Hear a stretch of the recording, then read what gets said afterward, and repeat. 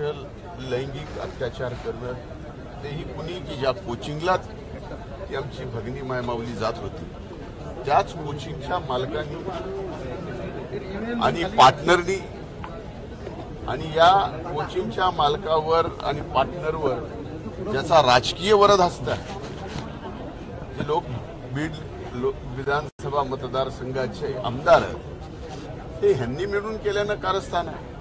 ज्या वेळेस हे पहिलं प्रकरण पुढे आलं त्यावेळेस अनेक पीडित कुटुंबातून आमचं नाव कुठेही पुढे येऊ देऊ नका पण आम्ही सुद्धा यातले पीडित आहोत अशा पद्धतीनं अक्षरशः हुंदके देऊन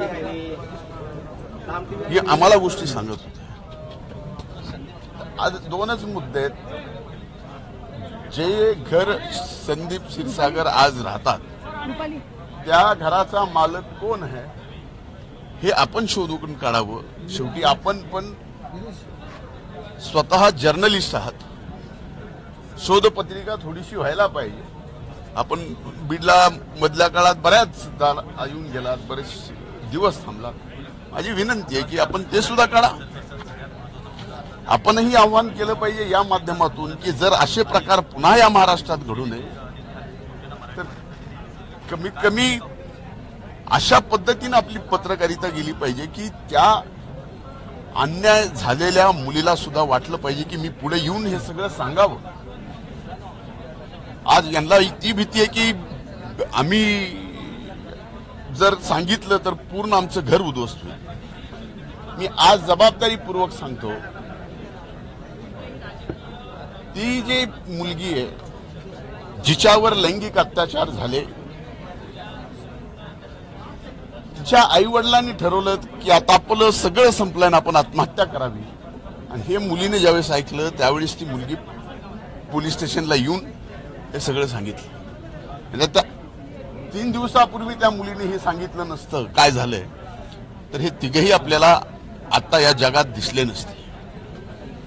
पोलीस सुद्धा एक बाजू म्हणते की आम्ही अतिशय व्यवस्थितपणानं तपास करू, पोलिसांनी सुद्धा पास्को सारख्या केसमध्ये 2 दिवसाची पीसीआर मागावी आणि कोर्टाने 2 दिवसाची पीसीआर द्यावी। माननीय कोर्टाला काही अधिकार आहे पण पास्को सारख्या केसमध्ये 2 दिवसाची पीसीआर, जी मुलगी रडून रडून सांगते की माझ्यावर एवढे अत्याचार झाले, थांबत नाही सांगताना एवढे अत्याचार तिच्यावरती झाले।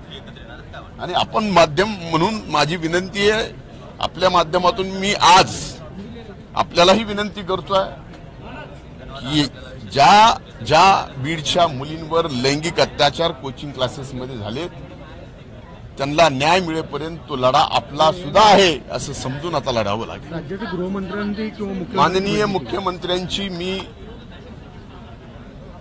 भेट घेतली, कालचा एकूण वृत्तांत त्यांना मी सांगितला, लिखित स्वरूपात माझं निवेदन दिलंय की यावर एसआयटी नेमावी आणि एक महिला आयपीएस ऑफिसरच्या अध्यक्षतेखाली ही एसआयटी नेमून या प्रकरणात आणखीही बरेच धागेदोरे आहेत। किती वाजता कोण कुठं होतं, फोन कसे गेले, सीडीआर चेक करण्या इतपत आता ही तपास यंत्रणा राहिलेली नाहीये।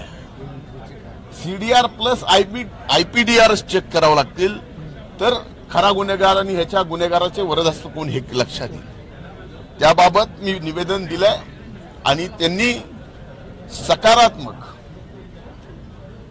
सांगितलंय की आपण नक्कीच एसआयटी नेमू।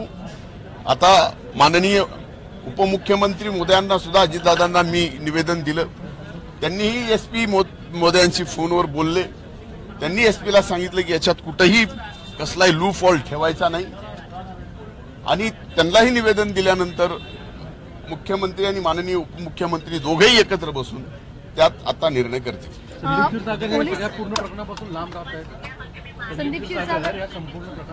एक मिनिट, संदीप क्षीरसागर किंवा बीडचा लोकप्रतिनिधी या प्रकरणापासून लांब राहूच शकत नाही हे मी जबाबदारीपूर्वक बोलतो। राहुलजी, आपण मला अनेक वर्षापासून मला ओळखता, या प्रकरणात सुद्धा यांचे स्पॉन्सरर सुद्धा यांच्या प्रत्येक कार्यक्रमाचे आता हा मेन आरोपी तिथल्या सार्वजनिक शिवजयंती महोत्सवाचा अध्यक्ष कोण? तुम्ही हे जा ना, इथं मला विचारता, इथं मला मी ज्या पद्धतीनं सांगतोय हे तुम्ही तिथे जाऊन सुद्धा केलं पाहिजे. क्षीरसागरांचा पोलिसांवर दबाव आहे का मग? सहभाग आहे का? एक मिनिट, त्यांचा सहभाग आहेच. क्षीरसागरांचा दबाव आहे का पोलिसांवरती मग? आता एक लक्षात घ्या, पोलिसांवरती का दबाव आहे, कशामुळं या दबावाखाली येऊन असं काम करतात, याचं उत्तर मात्र माननीय मुख्यमंत्री देतील.